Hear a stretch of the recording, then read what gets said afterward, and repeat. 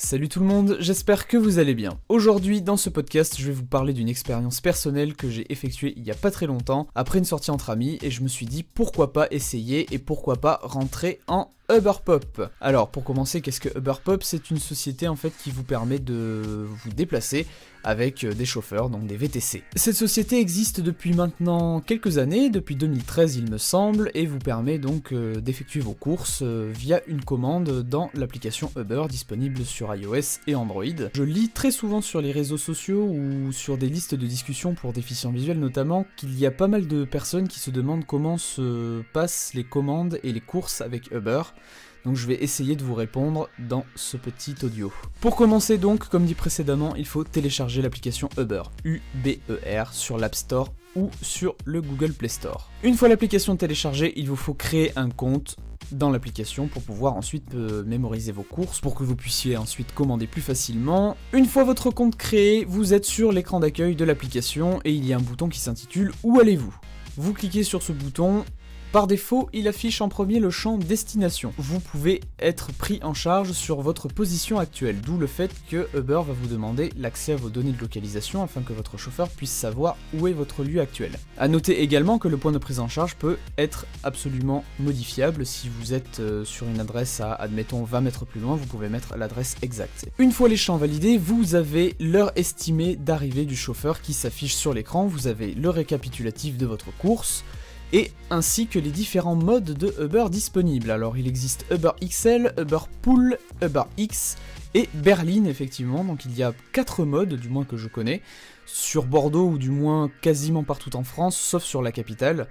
Il existe le mode Uber X qui est le plus rapide, le plus économique et le plus fiable. Et donc il vous indique le prix qui correspond à chaque mode. Vous sélectionnez votre mode préféré, vous ajoutez un mode de paiement et ensuite vous commandez la course.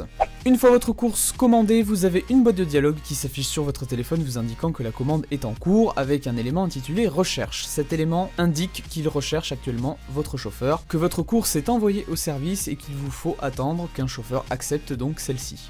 Une fois la course acceptée par l'un des chauffeurs présents sur la plateforme, vous avez son nom qui s'affiche ainsi que son véhicule et son immatriculation.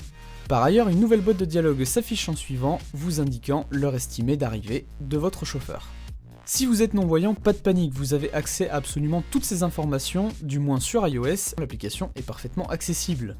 Une fois votre chauffeur sur le lieu de prise en charge, Uber vous envoie une notification où vous affiche la boîte de dialogue si vous êtes resté sur l'application, vous indiquant que votre chauffeur est au lieu de prise en charge et qu'il vous attend. Si jamais le point de prise en charge est à 15 ou 20 mètres près, admettons, votre chauffeur va tout simplement vous appeler pour vous indiquer qu'il est bien arrivé, qu'il est stationné et vous attend au lieu de prise en charge. Vous êtes non-voyant ? Pas de panique, vous allez voir, ça se passe très bien. Alors personnellement, ce type de cas de figure m'est arrivé, d'où le fait que je vous en parle dans cette expérience. J'étais en train d'attendre sur mon lieu de prise en charge, donc qui était devant un portail d'immeuble. Cependant, mon chauffeur ne pouvait pas se garer devant, ce qui fait que ça rendait un petit peu les déplacements plus difficiles. Dans ce contexte, mon chauffeur m'a appelé pour m'indiquer qu'il était arrivé. À ce moment-là, je lui ai précisé donc que j'étais non-voyant et que je n'avais donc pas la possibilité tout naturellement de voir son véhicule. À ce moment-là, le chauffeur est descendu de son véhicule et m'a demandé de patienter devant mon endroit habituel puisqu'effectivement il m'avait repéré.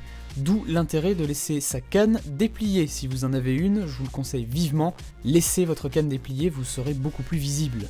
Mon VTC arrive, très sympathique, très souriant et très sociable, et me propose donc de me guider jusqu'à son véhicule. D'après ce que j'ai pu en comprendre, les chauffeurs Uber disposent d'une formation, ce qui leur permet déjà d'avoir quelques techniques au niveau du guidage, même s'ils ne sont pas toujours parfaits. Il me place donc dans le véhicule, à l'arrière en l'occurrence, me donne la ceinture de sécurité pour m'attacher, et donc effectue la course que je lui ai demandé, en l'occurrence, jusqu'à mon domicile.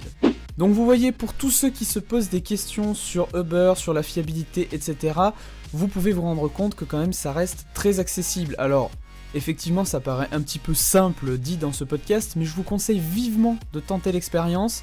Après, comme on le sait tous, ça peut être très aléatoire. J'ai eu la chance d'être tombé sur un très bon chauffeur qui, pour le coup, a pris entièrement compte de mon handicap et qui m'a vraiment permis de me déplacer comme je l'ai entendu, ce qui donc enlève une source de stress pour l'usager. Donc voilà les amis, c'était un tout petit podcast audio pour vous parler tout simplement de mon expérience Uber. Si vous avez des questions, n'hésitez pas à me les poser en commentaire de ce podcast. Je vous remercie de m'avoir suivi, c'était Nico et je vous retrouve donc à très bientôt.